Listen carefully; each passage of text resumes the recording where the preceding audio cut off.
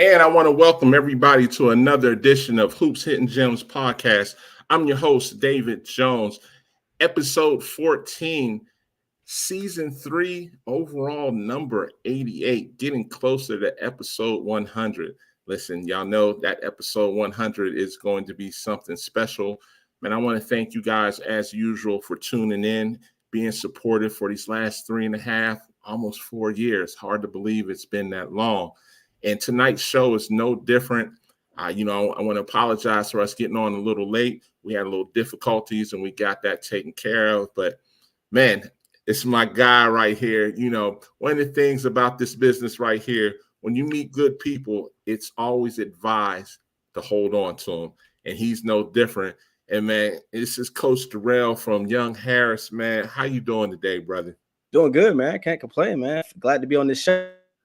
Hey, man! You didn't tease me long enough about I had to call your agent to get you on the show, man. Nah, man, I watch this show a lot, man. So I'm glad to be on this platform. Man, I appreciate you coming on, man. And whenever we catch up and connect, man, we always talking basketball, we talking life, we talking kids, we talking a little bit of everything. And I always wanted to bring you on the show for the people that don't know about Young Harris, to let people know what Young Harris is as a school, who they are, how competitive they are, and such a good school it is. So, man, we're going to jump into that, man. Tell us a little bit about Young Harris, man. A little bit about Young Harris. We're in the mountains. It's beautiful up there, if you ask me, man. Not too far from Atlanta. About an hour and 20 minutes from Gwinnett County. Going past University of North Georgia and Dahlonega, and then we're next. Just amazing place, man. That's one of the things I sell, is that don't look at the drive and the mountain drive, look at the scenery. The scenery is amazing. That's one of the things I sell to a lot of parents and kids, man. Just, when I first see them, they say, "Oh man, the drive was bad. Is there any other way we can go?" When they get there, they're like, "Man, this is nice. Like, it's a very nice campus, man. It's amazing." I'm very familiar with Young Harris, and what people don't understand, Young Harris is somewhat of a high academic school. You just can't roll up in there with no 2.3 or 2.4 and think you're going to get accepted to Young Harris. So, and let's touch on that about having to take care of business to get into Young Harris before we even talk sports. The academic part about Young Harris is it's very tough. It's very hard for us to get certain kids in. It's a very good academic school, very good majors. A lot of people leave Young Harris and start going to those big time corporate jobs. So it helps you with that. You have a lot of one-on-one attention with the professors also. They really are for the kids. I mean, for the adults, young adults that's about to become. But it's just it's not small, but it's not big. It's easy to get in contact with somebody, a professor or somebody that you need to help in the academic part. And our players take advantage of that. Our players take advantage of the academic help center whenever they have troubles, and they're very easy to work with. I can call somebody right then and get help as soon as possible. And a lot of schools, you can't do that. So I really am thankful for the academic part that helps athletes at Young Harris College. One of the big things, even outside of the academics, for the long time, Young Harris was part of the Peach Belt, and they moved over to Conference of Carolinas. And a lot of people don't know that, because I get, some people don't keep up with Division II basketball, but what people don't understand, you left one quality conference and went to another one. Conference of Carolinas is another quality conference as well that sends multiple teams to the D2 tournament as well. And Yeah. let's talk about that, man. So my first year coming into Young Harris 2 years ago, well, I just finished my second year at Young Harris. So my first year at Young Harris, we was in the Peach Belt. With the Peach Belt, it was a great conference. My first year there, man. Like, those are some tough teams. We made the transition to the Conference Carolina this past year, and from what I was told is it's hard to compete with those schools in the Peach Belt because we couldn't get certain people in. So we wanted to go to a conference where there were similar like us, like private schools. Not just for the athletes, but for the academics also, because it's hard to get in. It just is. And Conference Carolina, you have more of a school similar like us. So now it puts us in in a good spot when you're talking about academics, not just the athletic part. So we went to Conference Carolina to be like schools similar to like us, private schools, because in the Peach Belt, we didn't have that many private schools in the Peach Belt. And, when people understand, it's already hard enough with, like you said, trying to get people in as well. But, when you start talking, like you said, level of competition, and, I've said this plenty of times, and you had your go around in the Peach Belt. The Peach Belt is right there with low Division I conferences. You know what I'm saying? And a lot of people don't understand that, and I'm not going to call any schools out, but when you compare some of the lower tier conferences in the D1 to the Peach Belt, there's not that much difference.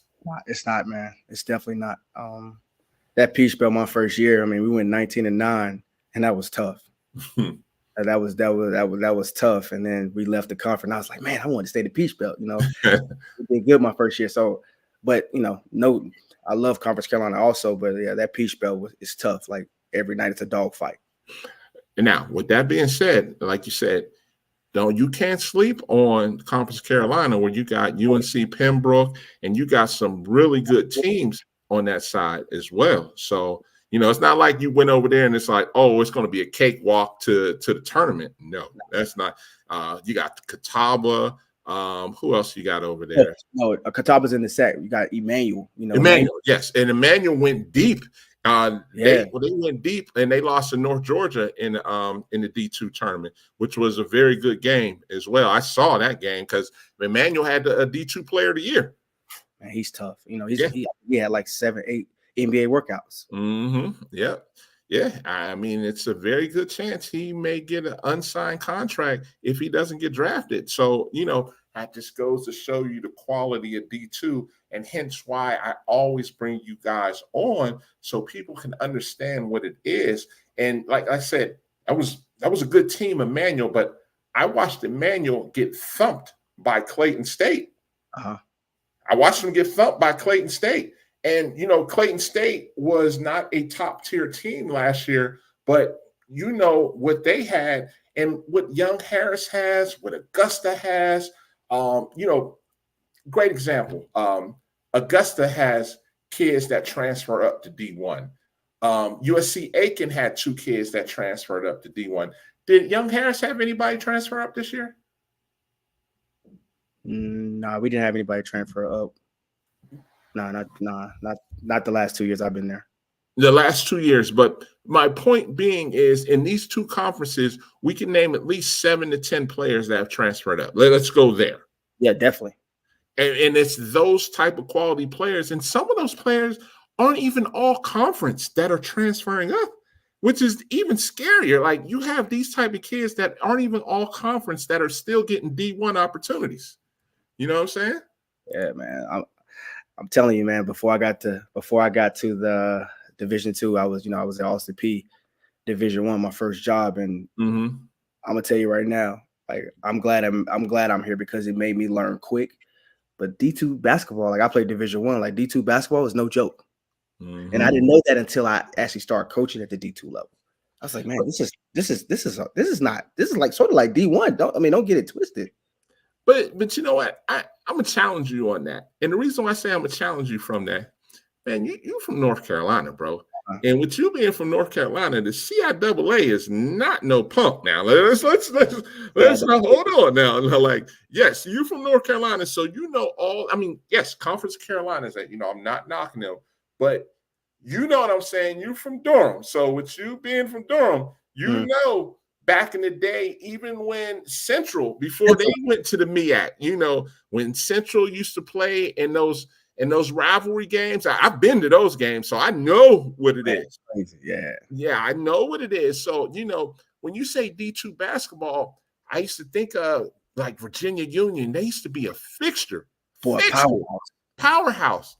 And, even down to the SIAC, I was I was fortunate enough this year to start commentating some of the SIAC games.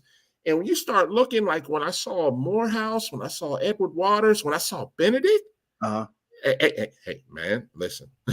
Listen, like you said, it changes your whole perspective of, like you said, D2 basketball. Now I'm from Pittsburgh, so I was fortunate to know one of the better conferences as well, the PSAC. The PSAC is one of the better D2 conferences in the country. So when you start comparing the PSAC to the Peach Belt, the Conference of Carolinas, to the Lone Star Conference, to the California Conference, their D2 conference, the MIAA, man, those are powerhouse conferences. And the times we're living in right now, brother, you got D1s looking at y'all games on Synergy like, I want him, I want him, I want him, and I want him. You know what I'm saying? So it's totally different. And to an extent, you can use that to your advantage when you're recruiting, because the facts don't lie. Like your D2 players are getting looked at by D1 schools now. Now that does make it hard for you, because man, you're good kids. It's hard to keep them for 4 years. It's very, it is a lot, man. It is. Trust me. Yeah, I mean, because if they make all conference, somebody's on their line, whether it's a runner or somebody of a friend of a friend of a friend that's connected to the school that's interested in them. Yep. And, people don't understand what it is. Like, they're like, okay, he spent 2 years there getting that development. We feel like he's mature and he's ready now. Now you all talking about, well, we lost in Sweet 16. We got all our guys coming back. We're going to make a strong run next year. Man, them days, not to be funny, like you got to go back on the bus and be like, okay, these top 5 that we have, how many of them are coming back? You're right. Those small conversations are starting to happen. Hey, so yeah. But in the same sentence, though, you guys are no different. Let's not get this twisted as either, because of course you guys are grabbing JUCO kids, but you guys are grabbing some of them NAIA All-Americans. Yeah. Well, but you know what? Let me take a step back. You guys are grabbing a special type of player if he's going to transfer to Young Harris, because you can't just grab because of Young Harris's standards, admission standards. You can't just grab the kid that's quote unquote, oh, I'm just, undecided. I got a 2.3 or 2.4. Young Harris. Look, you know what? I'm gonna clip that face right there. I'm gonna clip that face right there, because that face says it all right there. Because people don't understand, like, grades get you paid, and I say that, and I'm not talking from an NIL standpoint. Grades get you into the door of a Young Harris to graduate from there and be successful with a great paying job, and in a lot of instances to give you the opportunity to quote unquote possibly play overseas. You know what I mean? Definitely. And people don't understand that. They think, oh, I'm just going to hoop. Classroom will take care of itself. Don't work like that, man. Yeah, don't work like that. Definitely not. And man, I wanted you to touch on that, like, the rigors of Young Harris, academically, so people understand, like, this isn't a game on or off the court. Yeah, man. Like my coach, Jeremy Courier, man, he's a great person, very big on character. Very big on character, and he's very big on academics.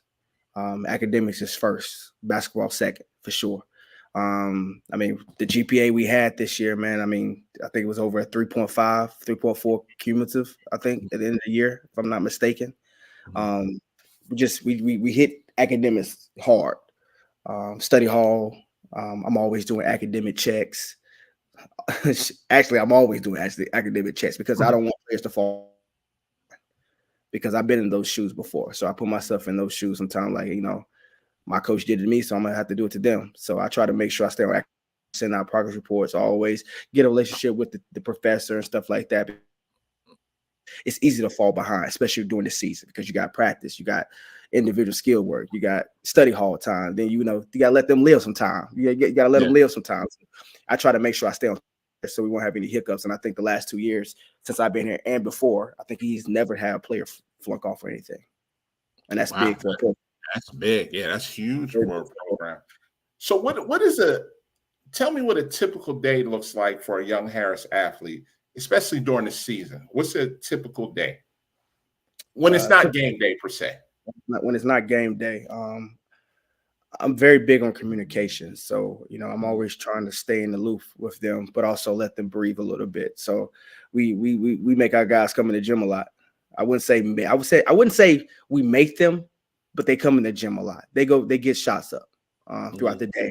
On top of it, they do skill work. We do skill work with me. And I really take that seriously at Young Harris, the skill work, because skill work is very key nowadays. And what the quote that I always go by is, what you put in is what you get out. That's simple. When I played, I lived by the same thing. What you put in is what you get out. So if you're not putting in the work, don't expect something to happen. So throughout the day, you have kids in the gym. I see some of my players go to class. I see players go to the gym, get some shots up, get a workout in with their teammates, go to class, and then they right back in the gym. So I love that. And sometimes I just might sit up top. The way our arena is, I might sit up top, and sometimes I might just watch. Mm-hmm. And I just want to see that, because when it comes down to playing time and you're not getting that playing time, you know why. We know who's in the gym and we know who's not at the end of the day. Indeed. So I agree with that big time. I like. That's big, man. I like that. And so are you a morning practice, or are you an evening practice? How's it work for you guys? Evening practice.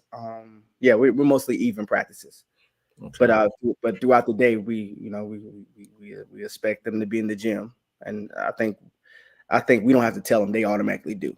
I mean, it's not nothing else to do with Young Harris. So, you spend more time in the gym. And that's one thing I noticed. Like, you guys are straight up 400 past North Georgia, correct? Yeah, right past North Georgia, right by High YC, the borderline of North Carolina, actually, almost. Gotcha. Okay. Oh, got you. I'm in Sandy Springs right before you get to Alpharetta on 400. So that's a straight shot up for me. Oh man, that's an easy drive for you then. Yeah, that's an easy drive. Once 400 starts turning into 2 lanes, yeah, absolutely. When you get past North Georgia, when I went to North Georgia, y'all out there, like you said, you in the mountains. I'm a city boy, so as I'm driving up there and I see signs talking about, hey, there's bears out here. I'm like, oh man. I seen one bear since I've been up here. Are you serious? Bear, man, but that it's not this normal, man. But I want to say something too, because I'm very big. Okay. My coach is very big on academics. This year we had a 3.45 team GPA. That's we had huge. 8 people on the Dean's List this year, and we had 2 presidential members. Like, that's big. That's huge right there. Yeah. Do you guys have a GA as well? Say it again. Do you guys have a GA on staff? We don't have a grad assistant. Okay. So does Young Harris have grad courses there? I think they have a grad program in education. In education. Yeah, okay. I think so. That means technically you could take a grad transfer if they wanted to get into education. Yeah. You probably could. Okay. Now, and I always ask every coach this because I feel it's very important. When I see you, we are basically evaluating. Mm-hmm. What do you look for to say that's a player I want at Young Harris when we're out looking at players evaluating? I'm very big on communication. Like, one thing my coach loves is a player that talks. So I look at that. I look at what you do without the ball. I look what you do with the ball. And the most important thing is I want to see what you do on defense. Are you talking? Are you pointing? Because my coach is big on communication. So I need to see if you can communicate out here and you can direct people, points like that. I know you're going to do it here. So the biggest thing is that. And then I just look for a guy to just give it his all. Just give it his all. I mean, that's all. That's the most important. Just give me everything you got while you're out there, diving on the floor. It's not all about scoring. It's not. I'm so glad you said. I was letting you talk. I'm so glad you said that, because what you just said helps with the misconception of what a lot of people think what it is to get that scholarship. They think you have to get on the court, and basically put up 25, 30 in each of these games for you to say, hey, I want that kid. Where that's not the case, because you guys are looking for somebody that's going to be, as Huff always likes to say, a star in their role. And that role doesn't always entail, I need you to score 15 to 20 tonight. Half the time, they'd be like, depending on your role, you may get 2 or 3 shots a game. Yeah, you pretty much. I mean, you're right about that. I can say that, because you see everybody trying to impress you. Oh, let me show coach I can score. Let me see you do the little things. Let me see. Exactly. Let me see you set people up. Let me see you without the ball. Let me see on defense. You don't need no help on defense. Like my coach loves that. You shouldn't need help on defense. If you can just stay in your man and don't need help, like that's a guy we need, because now we don't have to worry about help side defense. I know he's not going to get past you. Now, you just took one from me.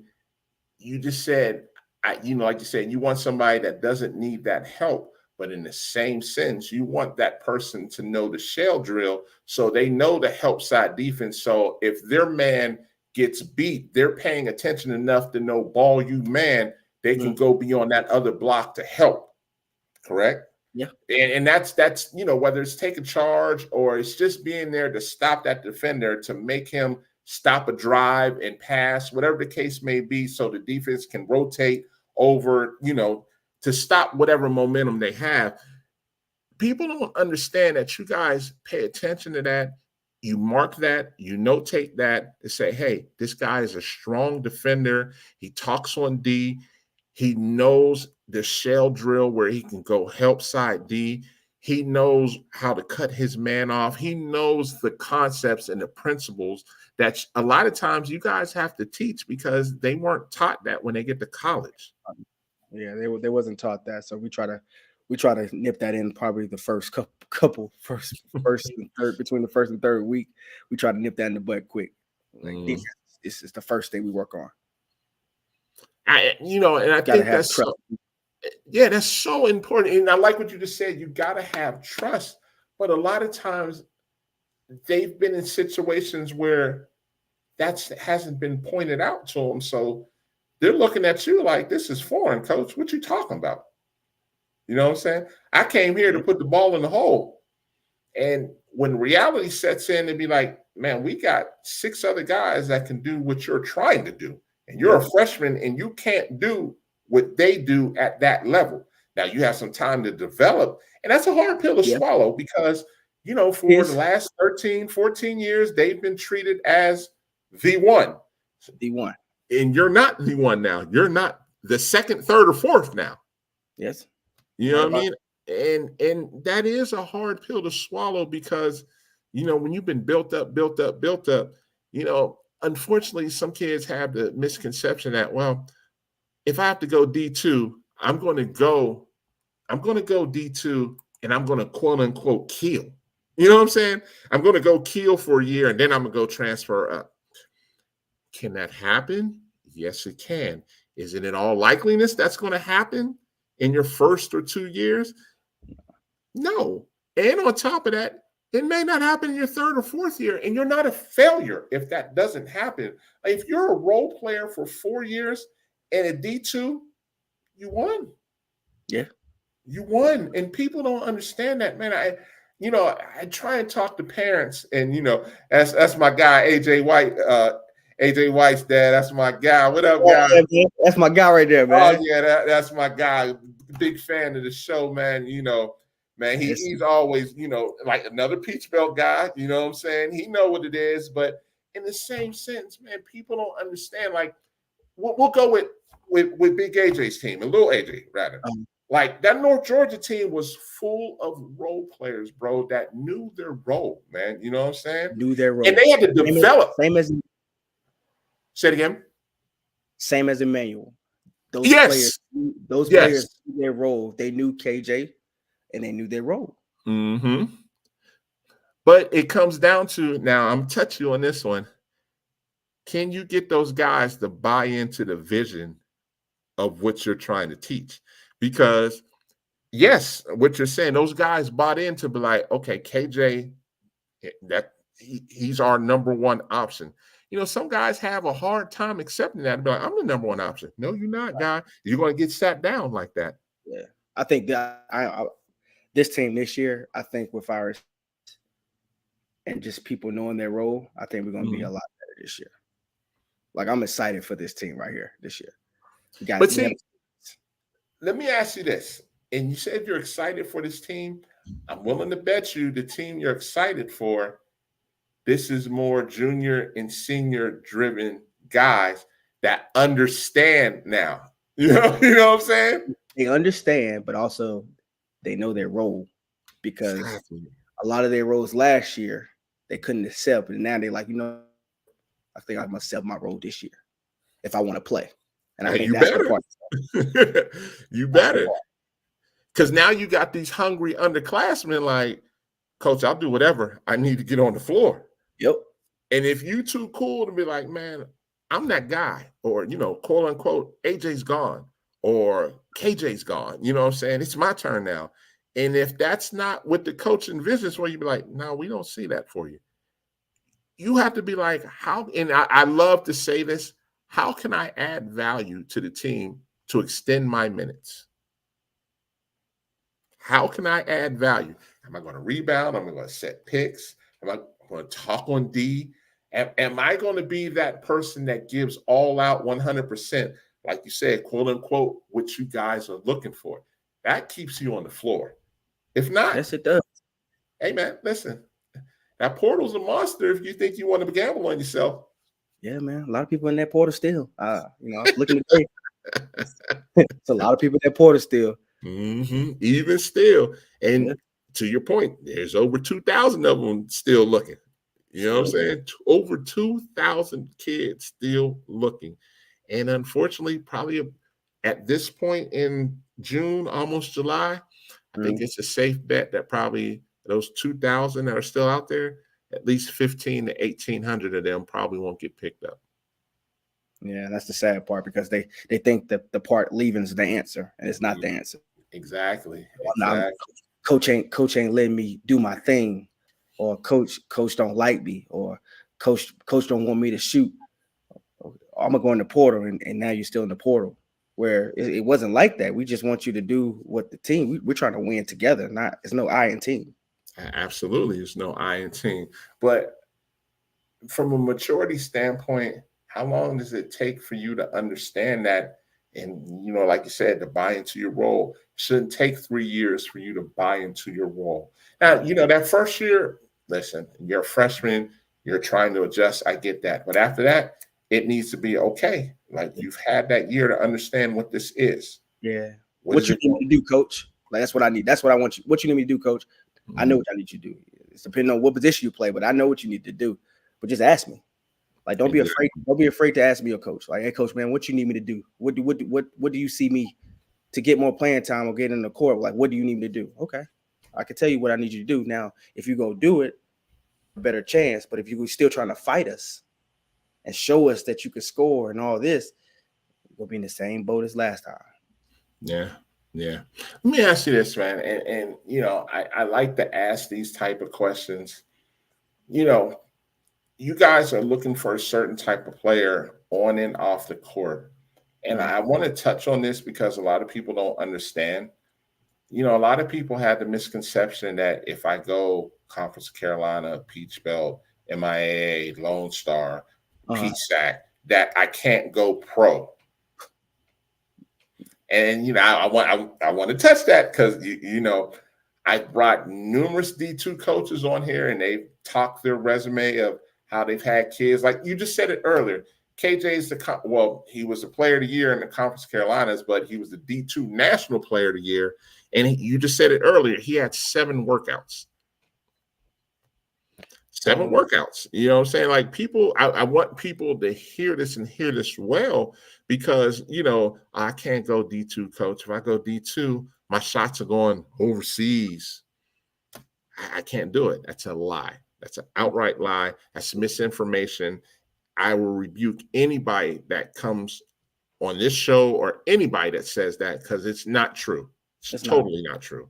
It's not true. It's not true at all. Not to brag or anything, but like, I did 12 years overseas, and I played. I was good in JUCO, and I went D1, but didn't play that much. Mm-hmm.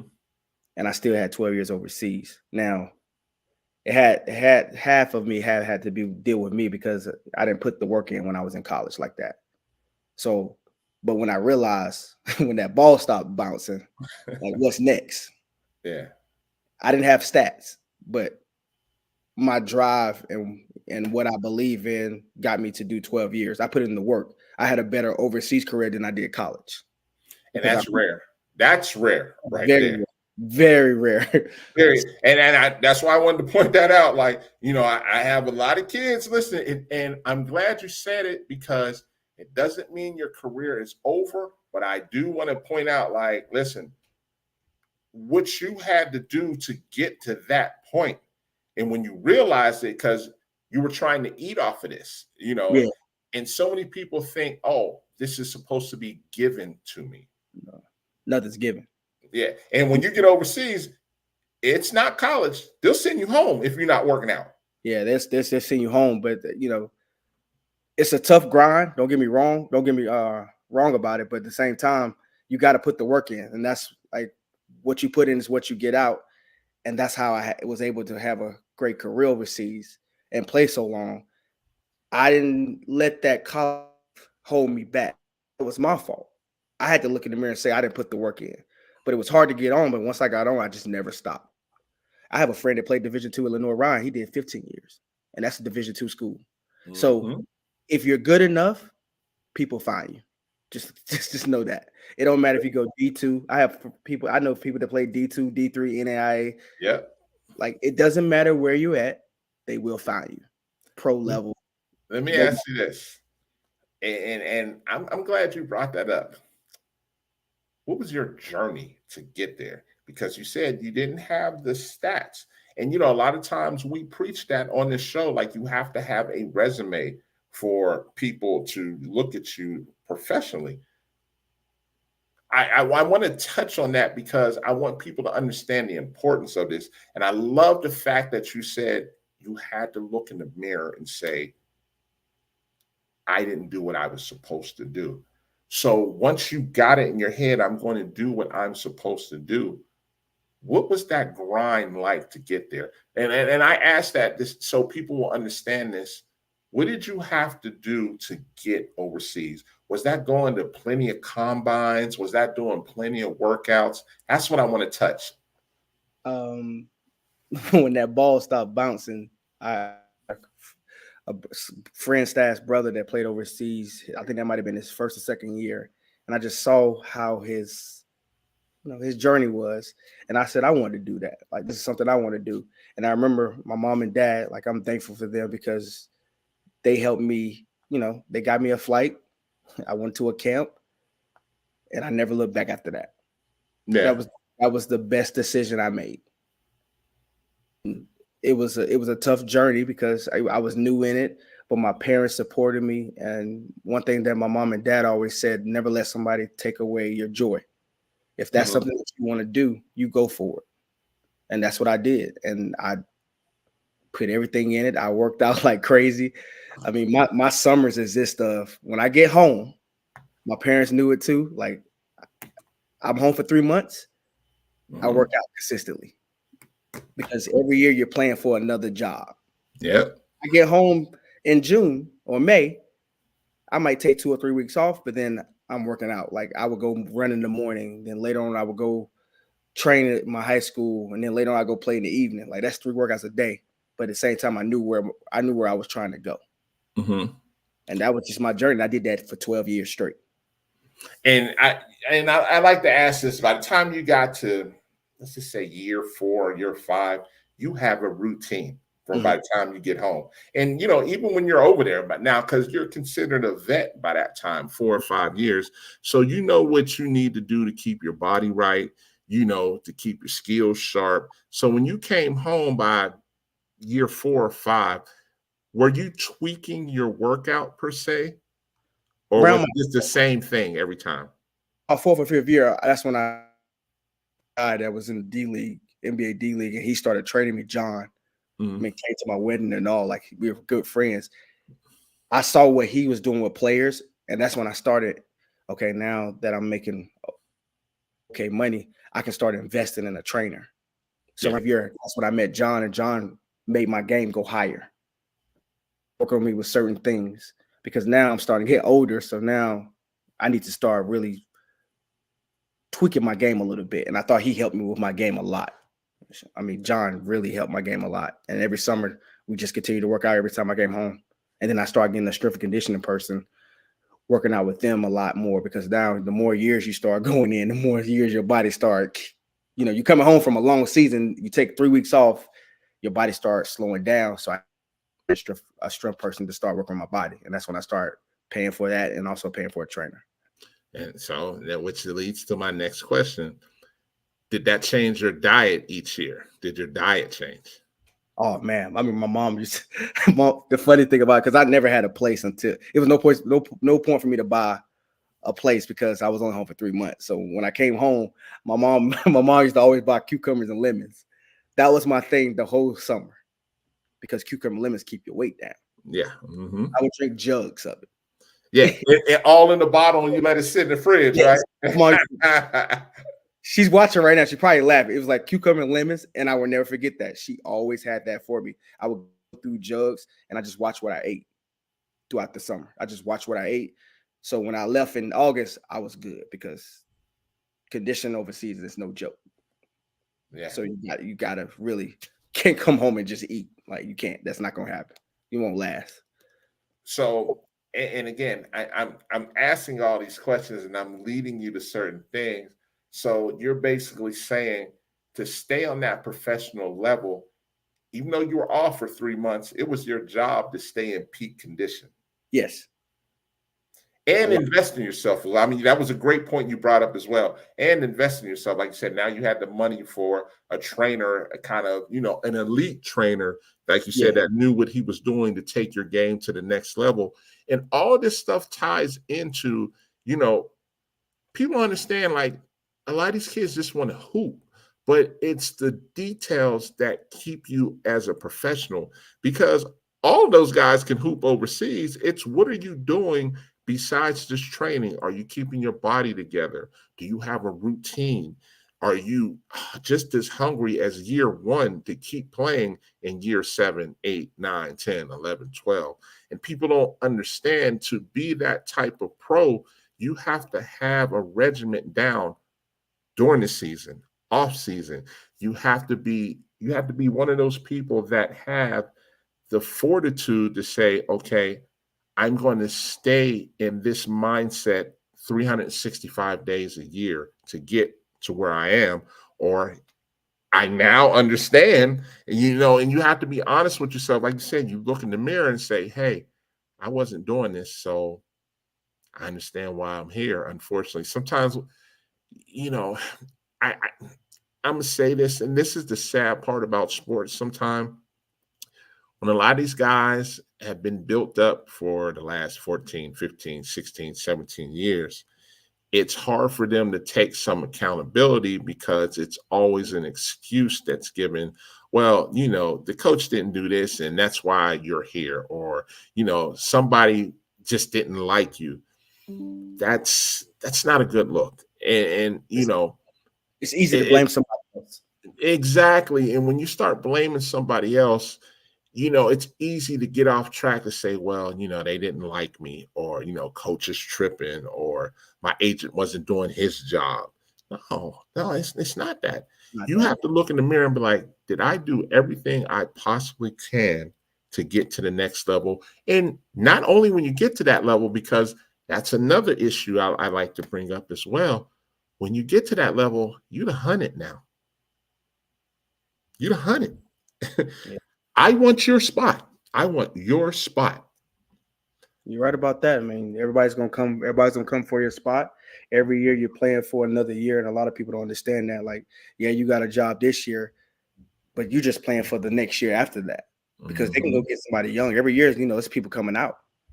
And I lost a lot of friends throughout my journey because, like, I would literally during the summer, like, I had people hit me up like, man, like, hey, I'm gonna come work out with you. Okay, cool. I'll be at the track at like 8 and they're not there. That's supposed to stop my workout. That's So like facts. I would go half the time I would run by myself. I'd be in my high school and I'd be running by myself, but I would have people hit me up like, man, like, hey, where you working out tomorrow? Or I'll be at Southern at 8 a.m. and they don't show. So my workout stops. So I lost a couple of friends doing that journey, but my mindset was like I wanted to play as long as I could because I was grateful for the opportunity. And I just can't I'm gonna stop when I have to stop. I'm not gonna stop because I want to stop. I got to be honest with you, man, with what you just said, and this is no knock on anybody. It's not your friend. It's not your friend. Like, if I don't make it to that track at 8 a.m., 8 a.m. or 8 p.m., whatever the case may be, whatever time of the day you're going to be there, and if I'm not your friend because you're going to continue on without me, and I have a problem with that, I'm not your friend. And quite honestly, that's not a person that should be around you because they're going to drag you down, unfortunately. Yeah, and my grind was different. Like my grind was very different because I knew my journey to there. A lot of people didn't think I would. So, because I had no stats, but I didn't let that stop me. So but you had a chip on your shoulder, bro. I definitely, yeah, you had a chip on your shoulder. And it was the naysayers. And, let's be honest. It's the naysayers that continually are in your head like, you can't do it. You can't do it. You don't have stats. You don't have a resume. You can't do it. The real folks, that only fuels them to be like, all right, I'm going to show you. I'm going to show you. Yeah. I'm going to get there some way, but I'm going to show you. And, I tell my son this all the time. He's going on his sophomore year. I'm like, man, you continue to work. When you finally get there, those naysayers, you'll see them do this. And when they start doing that, that lets you know you have accomplished something because they've been trying to down you for so long that now that you finally got there, or it's about time, you should have been got there. That's all mental stuff right there. That's mental stuff. And the same thing that I use my mindset for me to go overseas is the same mindset I use for this college basketball right now. Absolutely. The same mindset. That's just my parents grew like they instill that into me. Like go for what you want. And that's what I do. I mean, that's just how I am as a person. I go for what I want. And so I'm not gonna stop until I get it. And that's the way you should be, man. That's definitely, man. Listen, brother, I'm so glad I brought you on, man. And, we hadn't seen each other in a minute until this past weekend, man. But it was good. It was good. That's why when I saw you, man, I was like, man, let me go talk to my guy. It was a great conversation, man. Like, I saw people tell me, like, my guy Huff, like that's my guy. Yeah. Oh, yeah. Shout out to my guy Huff. Huff is one of the generals in all of this. You know what I'm saying? Huff's been inspirational, and I have no problem saying this, and helping me get to where I am right now. Between him and my guy, Madre Allen, that's my guy right there. My other guy, Andre Anthony, man, you need those type of people around you. And, it's the people that support this show, man. Like, when you look at these side comments and people talking, and speaking of which, your middle school coach shouted you out, man. Your middle school coach, Marcel Webster, man. Oh, yeah, Coach Webster, yeah. Yeah, man. He's out there coaching in North Carolina on the JUCO women's side. I'm going to have him on the show. So when he saw that, you were going to be on the show, he was like, man, I coached him in middle school. I was like, no, I didn't, man. Yeah, small world. But nah, man, Huff just told me, my bad. Huff just told me, like, you got to put yourself out there. These are the people that you need to talk to. And one thing about me, like I'm gonna talk to everybody. That's just me as a person. Nobody's bigger. I don't look at the name. I don't do that. I don't care where you at. You could be at a JUCO, NAIA, D2, D3, D1. Like I treat everybody the same because one thing they're not gonna say. One thing they can always say about me, I'm gonna be at whatever gym in Georgia. And I'm always going to be polite and I'm going to be respectful, but I'm always going to introduce myself. That's just me as a person. Yeah, man. And to me, again, like when we first met each other, I don't even remember how we met. It's been a minute ago, but it's always when you meet somebody and you meet somebody of substance, you want to keep them in your network, man, because you never know. Never You know. never know. Yeah. And I never want to be the person, like if I met you, let's say you was at an NCCAA school. I'm not going big time. You know what I'm saying? Because it could be this time next year and you at North Carolina Central. The next year you at Duke. And now, my guy, how you doing? No. It's going to be just as authentic as when I seen you 4 or 5 years ago. You know what I'm saying? And Definitely. those are the relationships you want. You know what I mean? Definitely, man. Definitely. Hey, man, listen, we could go on about this, man. I just wanted people to see who you are, to see the young Harris. And, like I said, shout out to my guy, Reggie Anderson. And, like I said, everybody knows Coach Huff. And, that's my guy as well. He's down at Edward Waters. But, a lot of times this is a brotherhood, man. And, it's not just black or white. It's that basketball, man, playing that orange basketball. And, when we get to see each other, man, we sit down, we chop it up. Of course, we talk about kids, and we go on and on as we looking at games. And the thing I love about this, like I can talk to you and be like, I'm not big on that kid. I don't see, and you could see something like, you know what? I see this in that kid, and I may not see it until you point it out. Mm-hmm.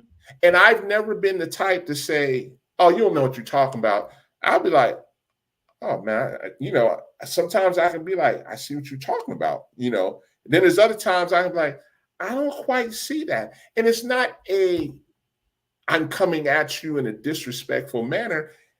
It's iron sharpens iron, because when you give your opinion of what you see, sometimes that helps me as well, and then vice versa. And that's when, to sitting down and evaluating these kids for game after game after game after game. Then it's time for us to go get something to eat after that. But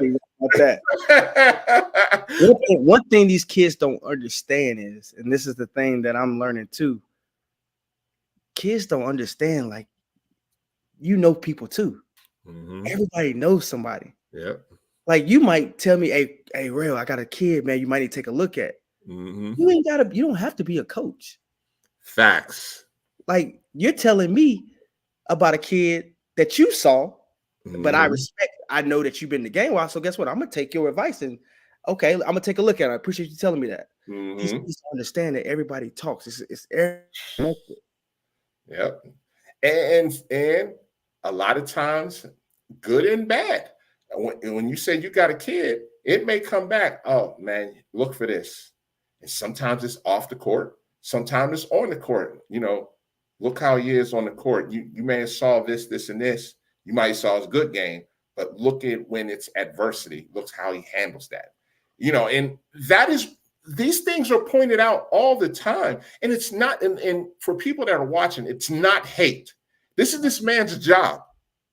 This man's job depends on this type of information. So he's relying on some information from me that could get him fired. And I mean that from the bottom of my heart. And so this is not some type of situation where he takes lightly, because also my word is on the line with him. So if I send him some bad information, he'll be like, oh man, I can't fool with him.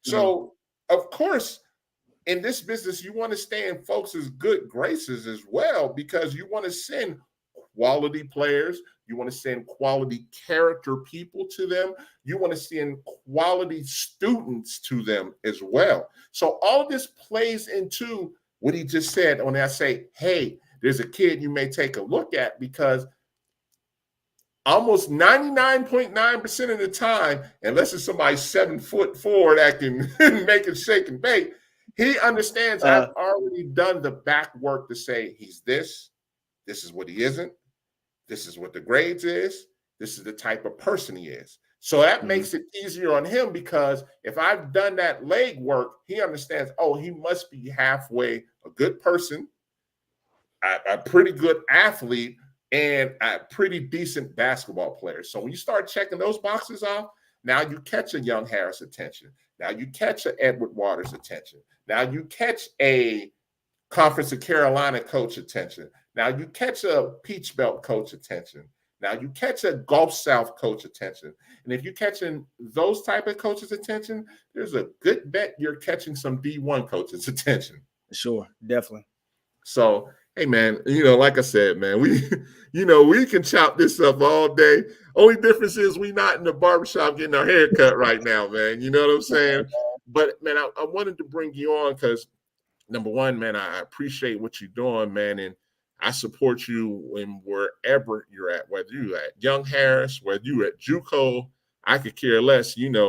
I'm still ring in line and be like, hey, man, what's going on? How's everything going? This, that, and the third. But, man, you're doing a good job up there at Young Harris, man. And, I'm going to keep supporting you no matter what it is, man. I appreciate that, man. And, we play Clayton State this year, so you're going to have to choose a side now. I'm calling the game, so I gotta be biased either way calling the game. So I'll make sure if for Clayton State, I'm sitting closer to you anyways. Yeah, I made sure before the game I hit you with a little nudge on the side. Hey, you already know. Listen, man, I appreciate you so much for coming on, man. And when you come on this show, man, you consider family. So this won't be the last time you come on, man. I appreciate you. I appreciate you having me on here, man. Shout out to my brother too. He just said it, man. He's a big help in my career, man. Just giving me advice. Sometimes I ask him about certain things. What do you think I should do with this? And he's very supportive, man. So I definitely want to give a shout out to my brother, man. He plays a big part in this coaching stuff for me. Man. And also helps me recruit North Carolina while I'm not there. So, hey, man, listen, let's take it even more serious. Man, having family behind you is just as important in any of this, man. And that's just, I'm just being honest, man. So, when you got a brother like that, whether it's a blood brother or a real good friend, that means a lot, man. I mean, that helps you survive in this business, man, for real. You're definitely right, man. Because a lot of when you start to have to make decisions about certain things, that's one of the people that I go to. I mean, it might not be what I want to hear, but at the same time, he gives me good advice. I don't think he would give me anything bad. So it's in your best interest is what he's doing, man. Yeah, definitely, man. So that's why we're so close, man. But nah, man, I'm glad I was able to come on the show. Whenever you need something, just let me know. But other than that, man, I thank you for having me. And also putting Young Harris on the map, man, listen, when you got there, when Reggie got there, man, we supported Reggie coming up there, man. And then when Reggie got on the AD side of things, doing his thing from an associate standpoint, we just happy, to see everybody move in certain directions, and bottom line, they're moving forward. So like I said, wherever your journey is, whether it's moving forward up the Young Harris chain, whatever, man, we're going to support you. And, hey, North Carolina, when I come back, hey, listen, I'll be out there at Crabtree Mall. That's one of my spots out there. That's one of my spots. Yeah, that's a nice mall. Oh, yeah, man. I know what it is. Like I said, I worked in Pinehurst on contract for a year. When we was talking, you knew what it was. So I was in Raleigh, I was in Charlotte, I was in Fayetteville, and the food there is good, bro. I was like, hey, man, I love the food in North Carolina. Man, yeah, man. So I appreciate that, man. And definitely, bro. Yeah, to watch your shows, and I know you have a lot of people up there. You can always learn from other coaches that come on your show. That's why I watch a lot. So I'm definitely going to continue to watch. I appreciate that, man. But listen, man, we're gonna wrap it up, man. And man, I appreciate you so much, and we're gonna talk real soon, okay? All right, man. Take care, man. All right, man. You take care. Listen, man, that's my guy right there, man. As you can see, man, it was just last weekend. We were chopping it up just like we talking right now, man. It's just one of those things where people need to understand, this business it's not just about one person. It's about a brotherhood that you build. You meet really good people in this business, and unfortunately, you do meet some people that don't have your best interests. That's life in general anyways. But, man, I'm so glad to have him on the show and let people understand, Young Harris is a great opportunity for people that don't know about it. Check it out. Reach out to the coaches at Young Harris. At least take a look to see if it's a fit for you. Because at the end of the day, people need to understand, man, I see people time and time again that miss out on these really good opportunities, and it could be their blessing in disguise. That's going to do it for tonight, man. Thank you guys so much for coming on the show. I appreciate you coming on and seeing what Coach had to say for young Harris. And, we're going to keep using this platform to let coaches come on and talk about their schools. We're going to have the segment where we're going to have some of the top players in the country tell their story of what it took to get to where they're at. We're going to have overseas players come on and tell their story as well. But we're going to keep building this thing. And we got a huge announcement coming up real soon, probably in the next week or two. It's a collaboration I got coming on. And man, when I say it's my guy, 20 grand, and people better watch out what's getting ready to happen with this collaboration. But you guys will find out in the next 2 weeks. Starting next month, well, not even next month, starting this weekend, you guys will see me up at Lake Point again at the GBCA, and you will also see me down in Columbus at the JUCO, the Alabama Community College Association showcase for JUCO. You'll see me down there as well. And then next week, you'll see me in Philadelphia for Puma Nationals. Then you'll start seeing me at a number of girls events and boys events. So you'll see me on the radar. You'll see me at Scott Golden's JUCO showcase. You'll see me at Run for the Roses. You'll see me at Adidas Nationals. You'll see me at Adidas All-American Camp, and then you'll see me at the NCAA Collegiate Academy. So look for me all over the place and look for that Hoops Hidden Gems emblem, or just check the website at Gems Hoops, GEMS Hoops, or on the women's side, WBB Gems on Twitter. And we're going to keep doing this thing and keep giving exposure to kids, coaches, and anybody else that deserves this platform to get the exposure that they need. That's going to do it for tonight. Thank you guys for coming in and checking me out. I'm your host, David Jones. Have a good night.